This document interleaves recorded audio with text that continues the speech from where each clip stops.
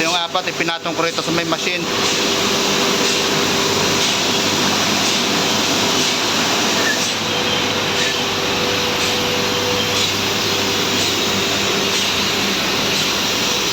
Yung inahin nandito sa baba.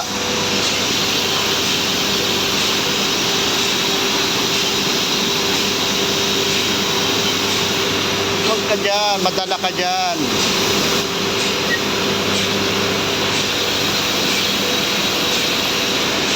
Ayan sila, 4 na piraso.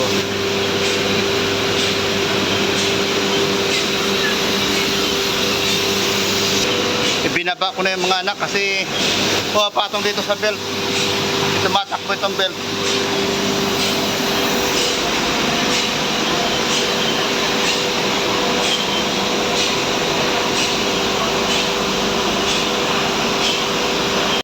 Nilagyan ko sila ng daanan papunta rito. Kasi nandun lang sila sa likod.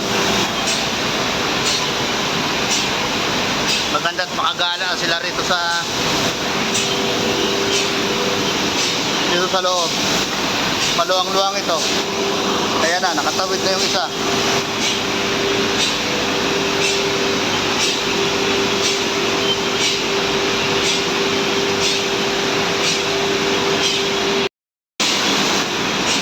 Yan, nagtatawiran na sila punta rito.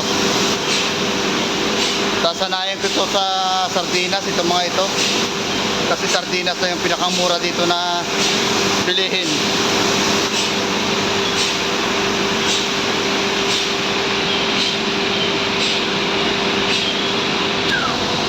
Ayan na, tumawid na siya.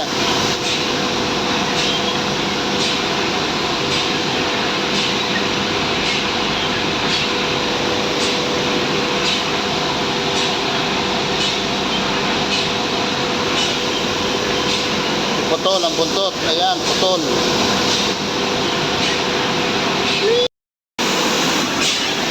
Nakatawid na yung dalawa.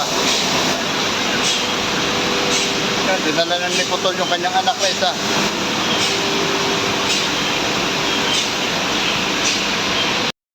Grabe ang init, kabayan. Pero pasulpot-sulpot na yung init. Hindi na katulad dati. Maghapon ka lang yung init. Yung kasama ko, ayun. Siyang Nepali. Bago lang siya. Nagkasampol namin dito ng mga type. Ito naman po si Putol, nagpadidi na naman. Ayun.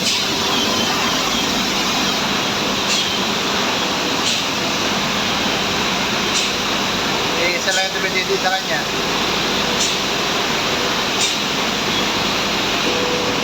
Nagutom na naman itong inahin. Tango kasi magtiti ng kanyang mga anak. Kaya itong mga anak niya na ito, isasanayin ko sa sardinas.